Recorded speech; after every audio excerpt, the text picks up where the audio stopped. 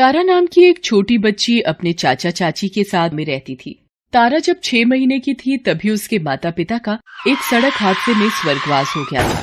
उस वक्त तारा घर पर अपनी दादी सुशीला के पास थी। इस हादसे को गुजरे 9 साल बीत चुके हैं, पर तारा की चाची सविता आज भी तारा को ताने मारना नहीं छोड़ती। तारा, ओ तारा, कहाँ मर गई? इधर आ। जब देखो आलसियों की तरह धीरे धीरे काम करती है। जी चाची, वो दादी माँ को दवाई दे रही थी, उन्हें बहुत खांसी हो रही है। अरे अम्मा, तुम तो बस बहाने ढूंढती हो इस कामचोर से काम न करवा पाऊं। बहू, क्यों बिन माँ बाप की बच्ची के पीछे पड़ी रहती हो? थोड़ी तो तरस खा लिया करो। अम्मा, तुम इसकी तरफदारी करना बंद करोगी? अभी मुझे पूजा के बापू के लिए रोटी भी भिजवानी है। जा तारा, ये रोटी देकर आ बागान पर अपने चाचा को, और जल्दी आ जाना। कभी दोनों चाचा भतीजी फिर से गाना मत शुरू कर देना। तारा के चाचा का बागानों में खेती का काम था। बागानों का मालिक जिसकी मजदूरी के पैसे देता था। तारा अपने चाचा को रोजाना बागान पर दोपहर की रोटी देने जाती थी। तारा का चाचा मुकेश भी तारा को बहुत प्यार करता था। तारा को गाना गाने का शौक था। मुकेश ने तारा को बताया कि उसे अपने पिता से ही ये शौक मिला है। मुकेश तारा के साथ मिलकर गाना गाता था। तारा की आवाज बहुत ही सुरीली थी, पर सविता को तारा के गाना गाने से नफरत थी। सविता चाहती थी कि तारा गाना न गाया करे। एक दिन सविता अपनी बेटी पूजा के लिए नई फ्रॉक लाई और बोली, पूजा, ये ले तेरी नई फ्रॉक। कल जन्माष्टमी पर तू यही फ्रॉक पहन लेना। मंदिर में बड़ा कीर्तन और भंडारा भी होगा। ये तो बहुत सुंदर फ्रॉक है माँ, मैं अभी इसे पहन कर आती हूँ। बहू, जब तुम पूजा के लिए नई फ्रॉक लाई हो तो एक फ्रॉक तारा के लिए भी ले आती। कैसी बातें करती हो अम्मा, तुम तो मेरी पूजा को नजर ही लगा दोगी, और मेरे पास इतने पैसे नहीं है कि तारा के लिए भी ले आती। सविता, तुम्हारा तारा से इतनी नफरत करना अच्छी बात नहीं है। रहने दो जी, तुम तो बस तारा के गुण गाते रहना।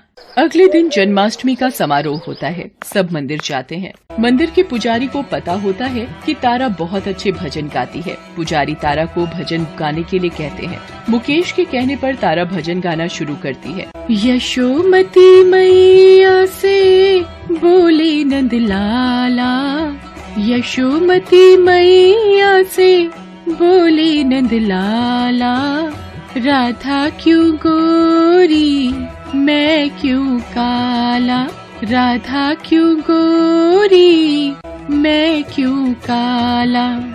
हर कोई तारा की तारीफ करता है। ये सब देखकर सविता और जलन से भर जाती है और गुस्से में पूजा को लेकर घर आ जाती है। सविता मन ही मन सोचती है, इसका कुछ तो करना ही पड़ेगा। दिन पर दिन इसके पढ़ निकलते जा रहे हैं। मंदिर में तो ऐसे भजन बोल रही थी जैसे कि बहुत बड़ी गायिका हो। इसकी वजह से पूजा के बापू भी मेरी और पूजा की तरफ ध्यान नहीं देते। एक दिन बागान का मालिक खेती के सामान के लिए मुकेश को दूसरे शहर भेज देता है। सविता मौके का फायदा उठाने का सोचती है और तारा को बाजार से सामान लाने भेजकर वो पीछे से किसी को फोन मिलाती है। अच्छा भैया, तो तुम हर हफ्ते शहर जाते हो तो ठीक है, तुम्हें मैंने समझा दिया है। इसका तुम्हें जो भी करना है, कहीं भी छोड़ना या बेचना है, काम कल सुबह ही हो जाना चाहिए। मैं सामान लेने बाहर भेजूंगी, तुम वहीं से अगवा कर लेना। तुम्हारे पास बस आज का मौका है, और हाँ, मेरे पैसे मुझे दे देना। सविता की सास सुशीला उसे फोन पर बात करते हुए सुन लेती है। वो घबरा जाती है। उसे समझ नहीं आ रहा था कि क्या करे। वो अपनी पोती तारा को कैसे बचाए। रात घिराती है। सुशीला को पता था कि सुबह होते ही सविता अपनी काली करतूत शुरू कर देगी और वो कुछ नहीं कर पाएगी। आधी रात के वक्त जब सविता और पूजा गहरी नींद में सो रही थी, सुशीला धीरे से तारा को उठाती है। तारा, उठ, हमें यहाँ से जाना होगा। दादी, हम कहाँ जा रहे हैं, वो भी इस वक्त? तारा बिटिया, ज्यादा सवाल मत कर, हमें जल्दी से यहाँ से जाना है। तारा अपनी दादी के साथ रात के अंधेरे में निकल पड़ती है। दोनों स्टेशन पर पहुँचती हैं। तारा की दादी स्टेशन से जा रही एक ट्रेन पर चढ़ जाती हैं और चुपचाप एक कोने में बैठ जाती हैं। जैसे तैसे अगले दिन तक भूखी प्यासी तारा और उसकी दादी डिब्बों में छुपकर समय बिताती हैं। अगले दिन ट्रेन एक स्टेशन पर रुकती है। तारा अपनी दादी के साथ स्टेशन पर उतर जाती है। सुशीला एक कुली से पूछती है, भैया, ये कौन सा स्टेशन है? माताजी, ये मुंबई शहर है जिसे माया नगरी कहते हैं। दादी, हम शिमला से क्यों आ गए? दादी, बताओ न दादी, दादी क्या हुआ? बहुत प्यास लगी है, चक्कर आ रहे हैं। सुशीला को प्यास से चक्कर आने लगते हैं। दादी, मैं आपके लिए पानी लाती हूँ। भैया, एक बोतल पानी की दे दो, मेरी दादी को बहुत प्यास लगी है। 25 रुपए की एक बोतल है, 25 रुपए की है तेरे पास 25 रुपए? नहीं भैया, मेरे पास पैसे नहीं है।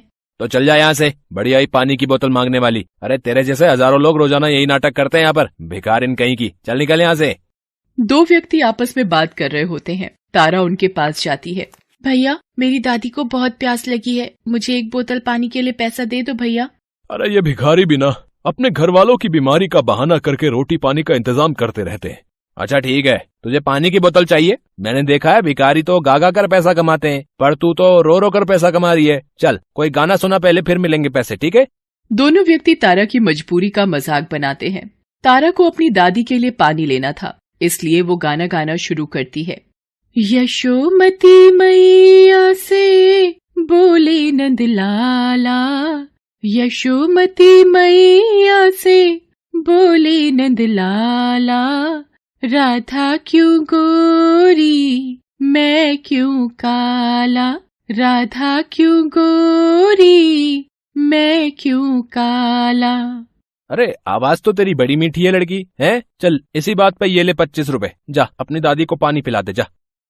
तारा पानी वाले से बोतल खरीदकर सुशीला को पानी पिलाती है। थोड़ी देर बाद सुशीला होश संभालती है। सुशीला तारा को लेकर वहीं स्टेशन पर ही दिन गुजारने लगी। तारा गाना गा गा कर अपनी दादी के साथ भीख मांगती और जो पैसे मिलते उनसे वो दोनों मिलकर कुछ खाती। सुशीला तारा को सविता के चंगुल से तो छुड़ा लाई थी, पर अब वो अकेली बूढ़ी क्या करती। अनजान बड़ा शहर था मुंबई उन दोनों के लिए। धीरे धीरे दिन बीतने लगे। एक दिन तारा भीख मांगते हुए वही गीत दोहरा रही होती है। एक आदमी एक औरत के साथ ट्रेन से उतरता है। वो तारा को गाना गाते हुए सुन लेता है। यशोमती मैया से बोले नंद लाला, यशोमती मैया से बोले नंद लाला, राधा क्यों गोरी मैं क्यों काला। भावना, ये इतना सुरीला गीत कौन गा रहा है? आवाज वहाँ से आ रही है, आओ देखते हैं। बेटी, अभी वो गीत तुम ही गा रही थी? जी बाबूजी। एक बार मेरे लिए दोबारा वही गीत गुनगुनाना। यशोमती मैया से बोले नंद लाला, यशोमती मैया से बोले नंद लाला, राधा क्यों गोरी मैं क्यों काला, राधा क्यों गोरी मैं क्यों काला। बहुत सुंदर और मीठी आवाज है तुम्हारी। तुम कहाँ रहती हो बेटी? बेटा, ये मेरी पोती है तारा। हम यहीं स्टेशन पर ही रहते हैं। यहाँ स्टेशन पर गीत गाकर भीख मांगती है ताकि हमारा गुजारा हो सके। मेरा नाम नवीन है और ये मेरी पत्नी भावना है।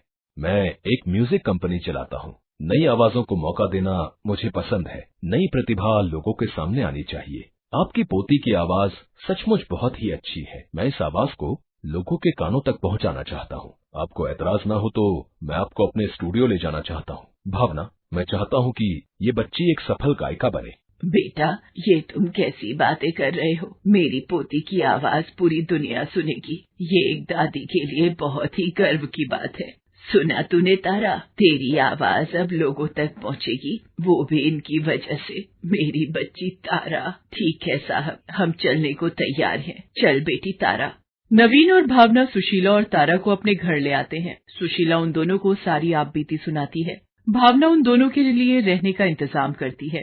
धीरे धीरे तारा को अभ्यास के द्वारा पूर्ण शिक्षा देकर नवीन तारा की आवाज में एक गीत लोगों तक पहुंचाता है। तारा की आवाज लोगों को बहुत पसंद आती है और हर तरफ तारा की तारीफ होती है। सोशल मीडिया भी सिर्फ तारा की खबरों से भरा हुआ था। हर अखबार बस यही खबर छाप रहा था कि किस तरह एक भिखारिन बनी गायिका। नवीन और भावना भी तारा के लिए बहुत खुश थे। माताजी, आपको पता है तारा ने तो कमाल कर दिया है। हर तरफ बस तारा की आवाज की तारीफ हो रही है। ये आप दोनों की मेहरबानी है बेटी। आज आपने मेरी बदकिस्मत कही जाने वाली तारा को किस्मत वाली तारा बना दिया। आपका ये एहसान हमेशा रहेगा बेटी। माताजी, ये सब तारा की आवाज का जादू है जो इसे ये मुकाम मिला।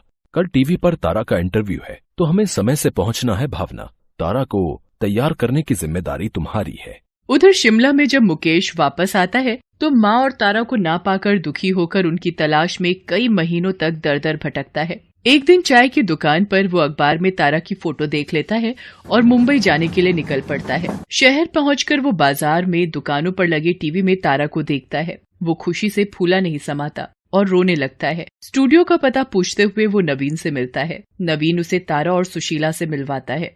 अम्मा, तारा, मैंने आप दोनों को बहुत ढूंढा पर आप दोनों मुझे नहीं मिले। ये तो मैंने अखबार में तारा की फोटो छपी देखी तो यहाँ तक पहुँचा। माँ, मुझसे क्या गलती हो गई थी जो आपको घर छोड़ना पड़ा? नहीं बेटा, बस वो समय ही खराब था जो हमने ये कदम उठाया। चाचा, मुझे आपकी बहुत याद आ रही थी। चाची और पूजा नहीं आए आपके साथ मुझे मिलने? भूल जा अपनी चाची को, वो तेरी चाची कहलाने लायक नहीं है। नहीं मुकेश, तू बहू को ऐसे अकेला छोड़कर नहीं रह सकता। कितने महीनों से वो भी तेरे लिए परेशान होगी। चाचा, मुझे चाची और पूजा के पास ले चलो। मुकेश सुशीला और तारा को शिमला लेकर जाता है। नवीन और भावना भी उनके साथ जाते हैं। सविता का रो रो कर बुरा हाल था। मुकेश के जाने के बाद वो बिल्कुल अकेली हो गई थी। सविता जैसे ही मुकेश के साथ सुशीला और तारा को देखती है वो रो पड़ती है। चाची देखो, मैं आपसे मिलने आई हूँ। मुझे आपकी बहुत याद आ रही थी। नहीं तारा, मैं तुम्हारी चाची कहलाने के लायक नहीं हूँ। मैंने तुम्हारे साथ और अम्मा के साथ बहुत गलत व्यवहार किया है, इसीलिए तुम्हारे चाचा भी मुझे छोड़कर चले गए थे। अपने आप को अब इतना दोष मत दो बहू, जो होना था हो गया। अब तुम पूजा की ही तरह तारा की भी माँ बनकर उसकी देखभाल करो। आज तारा ने इतना ऊंचा मुकाम हासिल किया है, फिर भी ये आपको ही याद कर रही थी। ये आपसे बहुत प्यार करती है। सविता तारा को गले लगा लेती है और उस दिन के बाद सब मिलकर मुंबई में ही खुशी खुशी रहने लगते हैं। तारा को नवीन और भावना की वजह से एक ऊंचा मुकाम मिला था, जिसकी वो हमेशा आभारी थी। Thanks for watching.